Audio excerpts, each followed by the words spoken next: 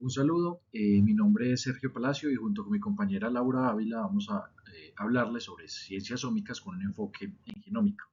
Vamos a hablar de introducción, de metodología de la genómica, las aplicaciones y la revisión del artículo. ¿Qué son las ciencias ómicas? Las ciencias ómicas son las disciplinas que estudian los componentes moleculares de los sistemas biológicos de una manera global.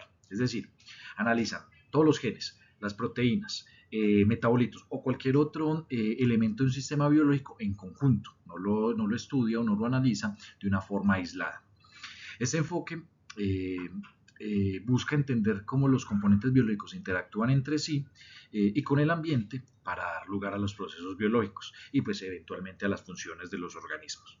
Es una tecnología de alto rendimiento que genera grandes volúmenes de información, una big data pues que necesita una aplicación de ciencias e informáticas para su análisis. Surgen a mediados del siglo XX a través de unos avances tecnológicos como son la secuenciación, los microarrays, la espectrometría de masas y pues la misma bioinformática y el manejo de Big Data. Ahora bien, ¿qué es la genómica? La genómica es una de las principales ciencias ómicas que se centran en el análisis del genoma, que incluye tanto los genes como las regiones no codificantes del ADN, que tienen pues, funciones reguladoras o estructurales. ¿Qué objetivos tiene? Identificar genes, en ese sentido, describirlos y catalogarlos, estudiar la validación genética, analizando mutaciones, polimorfismos o otras variantes genéticas que pueden asociarse a enfermedades o a rasgos específicos. Comparar genomas es otro de los objetos principales, donde se comparan secuencias genómicas entre diferentes especies o individuos para entender evolución o entender pues, diversidad genética y pues comprender la función genética y es como determinar cómo los genes interactúan entre sí y con el ambiente para influir en los procesos biológicos. En ese orden de ideas, la genómica estudia como objeto de estudio tiene los genes, las secuencias no codificantes y pues las variaciones genéticas. En ese orden de ideas hay dos ramas o dos vertientes en las que podemos catalogar la genómica, una genómica funcional orientada a describir cómo los genes ya identificados funcionan y codifican proteínas para el funcionamiento del genoma y la genómica estructural que lo que describe es la localización de las secuencias para pues, tener el mapa genético y pues, el posterior análisis. Ahora bien, ¿cómo se logra? Grosso modo, inicia en una obtención de muestras que dependiendo del sistema biológico, puede ser tejido, puede ser sangre, puede ser saliva, puede ser savia, eh, pueden ser hojas, pueden ser suelo, una extracción de ADN de esas muestras, una posterior secuenciación, actualmente pues con las herramientas de próxima generación, y una obtención de un gran volumen de información que eventualmente se debe pasar por el análisis bioinformático donde hay que ensamblarlo, identificarlo, depurarlo y procesarlo. ¿Qué herramientas se utilizan? Hay bases de datos que integran informaciones y diferentes fuentes. Hay herramientas de ensamblaje de genomas, como es el Velvet, y hay herramientas, como es el caso de secuenciación de próxima generación, que aquí les presento dos ejemplos de herramientas de código abierto que ayudan a procesar los datos, a limpiarlos y a organizarlos pues, para el análisis. ¿Qué aplicaciones tiene?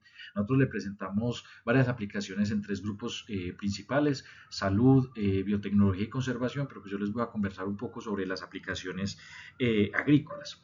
Desde las aplicaciones agrícolas tenemos las mejoras de cultivos, desde la resistencia a fitopatógenos o la resistencia a factores abióticos, la biovigilancia. Hay muchos patógenos que si los dejamos ingresar a los agrosistemas, pues difícilmente luego podemos erradicarlos del mismo, entonces pues la biovigilancia se hace importante para prever o para estar atentos de los patógenos que pueden ingresar antes de su establecimiento y la comprensión de la diversidad genética eh, del agroecosistema y eso es importante pues porque nos ayuda a entender enfermedades y a su vez también entre las aplicaciones a entender o a conocer microorganismos que pueden ayudar en el campo agrícola. Fitopatógenos de los hongos. Este artículo es de la revista Nature del año 2023. Como introducción tenemos que estos árboles se ven afectados por heridas en las cortezas, infección en la cavidad vascular e infección en el xilema. Esto se debe a que estos hongos ingresan por las cortezas por heridas que se generan en estos árboles, afectados siempre por especies invasoras exóticas de hongos. Por lo tanto, una de las soluciones es la biovigilancia, las cuales se generan como unas firmas genómicas, y estas firmas genómicas pueden llegar a mostrar de acuerdo a patrones de vidas y rasgos de hongos fitopatógenos. Como objetivo de este estudio se tuvo que identificar patrones predictivos asociados con los estudios de vida y características de fitopatógenos fúngicos mediante el uso de análisis genómicos a gran escala y aprendizaje automático. En este estudio se utilizaron unas dos subdivisiones de los hongos, con los cuales son divisiones de los hongos, los cuales son ascomicota y basidomicota, con subdivisiones las cuales encontramos en la presente diapositiva. Para los materiales y métodos de esta investigación, primero se tuvo que hacer una obtención de los datos de acuerdo a la página mycocoms, la cual es una página donde se encuentran genómicas fúngicas. Además de eso, se hizo una anotación del genoma utilizando 355 especies de hongos encontradas en esta página, y de estas se sacaron 387 genomas de estas especies. Además de eso, se hicieron unos grupos de anotación de estos genomas, ya que en la página bioscom estos grupos de anotación se pueden proporcionar información sobre la ecología y el potencial patógeno que vayan a tener los hongos.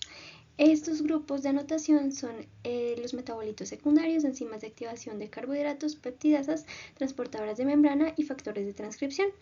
Además de eso, se tiene que tener en cuenta el estilo de vida, los cuales podemos ver en esta gráfica, la patogenicidad, la cual está en 3 categorías: no patógeno, patógeno vegetal y otro patógeno, y los rasgos de acuerdo a los diferentes tipos de organismo. Una vez teniendo esos datos, se generaría un PSA para comparar los diferentes genes de acuerdo a los grupos de anotación y los estilos de vida generados. Posteriormente se generó un aprendizaje automático en la plataforma Dendronet, el cual generó un modelo que incorpora relaciones filogenéticas y características genómicas para predecir así los estilos de vida y generar la biovigilancia. En los modelos que se utilizaron, se generaron 31 conjuntos de datos genómicos en especies patógenas de plantas, las cuales fueron 131 especies. Cabe recalcar que se utilizaron redes neuronales, como la vemos en la imagen, y estas redes neuronales tendrían los genomas con los estilos de vida. Para determinar cuáles serán los mejores modelos, se tienen que tener en cuenta los pesos óptimos para la ubicación del árbol filogenético. Esto se generaría con un FastTree. Una vez para determinar cuáles son los mejores modelos, se tendría en cuenta el área bajo la curva o el AUC, donde una AUC mayor o igual al 0.7 significa que es razonable, mientras que es de 0.8 es fuerte. Eso quiere decir que los modelos que sean de 0.8 o mayores a 0.8 significa que son apropiados para tener la certeza de que son viables, para determinar que ese hongo puede llegar a influir en ese factor de vida.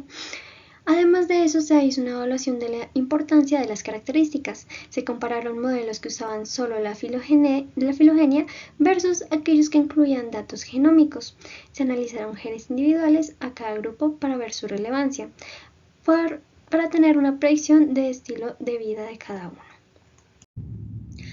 Además de eso, en los resultados tenemos que primero un análisis filogenético y genómico, donde encontramos un árbol y al lado derecho encontramos un PSA. En esto es importante determinar que este PSA nos dice que hay una diferencia entre los basidomicota y ascomicota, y esto se puede ver especialmente en las 3 primeras imágenes, A, B y C, donde representan los modelos de caximes, carbohidratos, peptidasas y metabolitos secundarios respectivamente. Siendo así que estos representan que hay una diferencia entre los basidomicota y los ascomicota con las estilos de vida que se generaron en estos PCAs. Además de eso, cabe recalcar que en los estilos de vida en el árbol se puede ver mejor, y también en el PCA, que los biotrófos obligados comparten, tanto en los carbohidratos como las peptinasas, características genómicas comunes para estos estilos de vida, lo cual es una fuerte señal de filogenia en datos genómicos. Los estilos de vida que tienen mejor predicción, en primer lugar se encuentran los biotrófos obligados, los cuales tienen una predicción casi perfecta de una UC de un 1. Los hemiobiotrófos, los cuales tienen una UC de un 0.943.